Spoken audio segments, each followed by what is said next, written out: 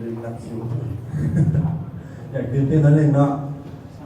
เอาเป็นว่าเรื่องราวที่จะเล่าต่อไปนี้อาจจะเป็นเรื่องราวของสองครอบครัวซึ่งว่าเป็นครอบครัวหนึ่งจะเป็นครอบครัวที่อยู่ประเทศลาวในครอบครัวหนึ่งจะเป็นครอบครัวที่อยู่ต่างประเทศซึ่งว่าข้าพเจ้าจะส่งเทียบระหว่างสองครอบครัวนี้ทักษะในการเลี้ยงลูกของผู้เป็นแม่เป็นเลี้ยงลูกกับจังใดเนาะมันเสนอแก่ผู้ถามแนวฟังตู้ซุกอยู่บ้านอากาศอยู่บ้านเดียวกับผู้ใช้ไฟฟ้าแล้วก็เป็นคู่ค่าขายกับแม่ของเราซื้อตู้หวาว่าซะเนาะ ตู้หวาจะเป็นคนไปเก็บผักมาและแม่ข้าพเจ้าจะเป็นคนไปเอาผักกับตู้หวาไปขายต่ออยู่ตลาดพงกันคำและในตลาดพงกันคำนั้นข้าพเจ้าเองคนหนึ่งที่เป็นเป้าหมายของเราที่จะพาไปนับทุกเทื่อตอนนั้นอยู่ประมาณป .5 อยู่ประถมอยู่ประมาณ90 บาท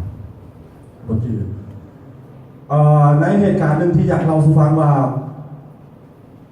ข้าพเจ้าไปน้ำแม่ข้าพเจ้าทุกตอนเศร้า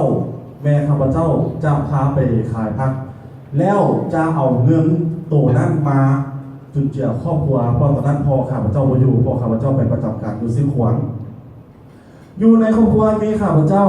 แม่แล้วก็เอื้อยแล้วก็น้องสาวเอื้อยขายกระเปียก3 สาวอยู่น้องกันในการเล่นทรายสำหรับข้าพเจ้าเป็นกำลังรักอยู่หันแต่เป็นคนขี้ดื้อก่อนที่จะได้ไปตลาดน้ำแม่แต่ละเทือนโมเมนต์ของคอยมีระยะหนึ่งกระเจ้าผีแม่ไม้กำลังดังเนาะดูเงินใหม่ที่เบื้องบนหาดเขาดับเบื้องงานมิติมืดย่านนอนเลยเมื่อบ้านมีพระธาตุไว้เดียวดูเงินข้าพเจ้าคนมาเบิ่งอยู่หันที่นอนเว้นกับนอนบ่ได้เซ็ตกูพาที่นอนกับนอนบ่ได้ตื่นแต่เช้า2-3 โมงเช้าไปตลาดแม่ขอเข้าไปนอนก่อนนอนผู้เดียวย่านบรินอนบ่รับแพ้ขัดไปกันใน2 โมงกว่าจะได้รับ2 โมงครึ่งปุ๊บเมย์มาปลุกแล้วเพิ่นบอกว่าถ้าได้ยินเสียงเดินกันคือห้ามขาดเด้อ ตึ้งย่านผีไม่ไหม้ขอปาดที่2ครับปุ๊บปาดที่3ตึ้งแม่นางแม่ผู้ใดในห้องใส่บอกแฮงขึ้นมาเลยด้วยความย่านผีแน่เลยย่านแม่แน่ย่านแม่หลายก่อน ก็เลยว่าพอเดินพระราชลุกขึ้นมาแล้วไปตลาดน้ำแม่สำหรับเรื่องราวของแม่ของพระเจ้าสิ่งที่ขับพระเจ้าภูมิใจคือทุกๆเช้าที่ไปตลาดน้ำแม่ขายผักแล้วเรียบร้อยแม่จะซื้อข้าวจีมาเงินซื้อข้าวจีมาเงินแล้วข้าวจีจะเป็นข้าวจีที่ว่าหลังจากที่ตอนเช้าข้าวจีดีๆนะพระเจ้าจะขายหมดแล้วเหลือแต่ข้าวจีที่ว่าอยากตกปกในนั้นเองแม่ข้าพเจ้ามาฮอดเงินรักกินข้าพเจ้าจะไปกินน้ำกับน้องจะไปกินน้ำแม่ให้มึงจะมากินกูบ่ได้ซื้อมึงกินกูเมื่อยมึงสิกินคนเดียวได้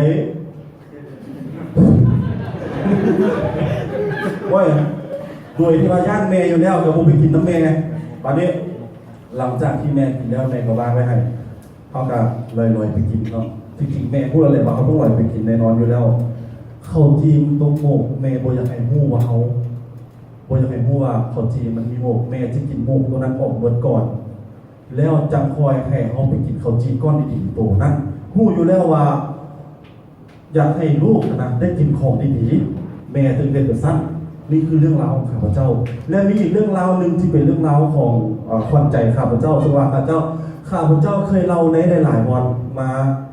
หลายคนได้รับฟังกันแล้ว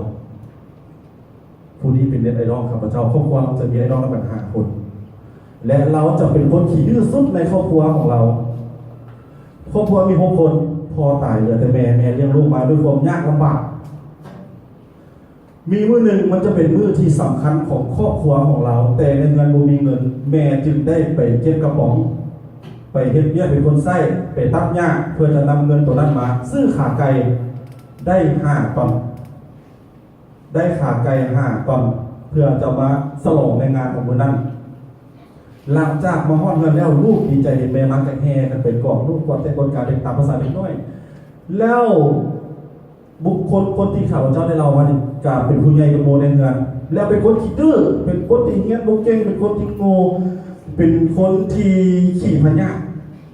แต่เสียขี้ดื้อแล้วบัดนี้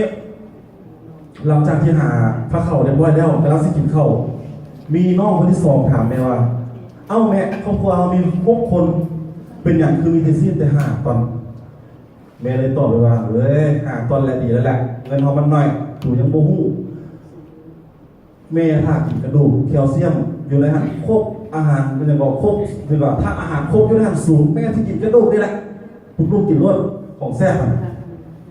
แม่ที่กินตัวมีประโยชน์มาแล้ววันละหลังจากที่แม่บอกให้กินปุ๊บลูกทนก็เริ่มหยอกกันหัวโปหัวอ้ายใหญ่ขี้ดื้อกระโมเริ่มหยอกน้องเฮ็ดให้ขาไก่เฮียลงพื้นตกใส่ขี้ดินแม่ให้เอาไปอย่างลูกคือพากันเกี่ยวกับสิลูกหูบอส่วนแม่สิได้ขาไก่ตัวนี้มาแม่เพ็ดอย่างมาแน่แม่ลำบากที่จะไปตัดหญ้าเป็นตากแดดส่วนสิได้เงินมาเอาซื้อขาไก่ให้ลูกกินเป็นอย่างลูกคือพากันสิหลังจากนั้นแม่ก็เอาขาไก่ไปกินแล้วให้ทุกคนกินข้าวกินอิ่มแล้วเรียบร้อยปุ๊บทุกชั่วโมงนั้นคือเงียบถึงไม่ให้เลยไปกินเรียบร้อยเอาถ้วยเอาดวงไปล้างแม่เอาถ้วยดวงไปล้างเรียบร้อยขึ้นไปนอนสองไอ้น้องมาจอแม่ใจเอาขาไก่ไปทางที่เนี่ยไปล้างนั่งทำแล้วมากินทั้งน้ำตาสองไอ้น้องเห็นแล้วมาห้องปัจจุบันเด็กหนุ่มคนนั้นใหญ่เป็นบ่าวเลยเป็นซุปเปอร์สตาร์ของฮ่องกงคือโจซิงซือนี่คือประวัติของเราแล้วเรามาให้สัมภาษณ์อยู่รายการดังรายการหนึ่งเราบอกว่าในอดีตนั้นที่เราเห็นกับสั้นโยกับน้องเห็นในขาไก่ตรงย้อนสาเหตุว่าสิ่งที่เราความสามารถเดียวเรามีคือการเล่นละครคันเราเห็นขาไก่ตรงแม่เราจะพอได้กินของดีๆจะพอได้กินซีนจากขาไก่นั้นนี่คือการเลี้ยงลูกของแม่ซุปและกับแม่ของโจซิงซือสิ่งที่อยากจะบอกให้ทุกๆคน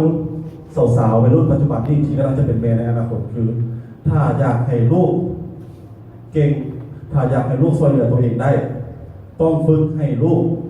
เห็นและปฏิบัติลงมือด้วยตัวเองถ้าอยากให้ลูกเว้าดีมีมารยาทในสังคมต้องเห็นมารยาทให้ลูกเห็นทุกๆมือพ่อคือบิดาแม่คือมารดาลูกบ่ธรรมดาแน่นอนถ้าเจ้าเลี้ยงลูกด้วยใจบ่ต้องใส่ตำราครอบครัวมีความสุขได้เมื่อเขาฮักแพงกันในครอบครัวเขาจะ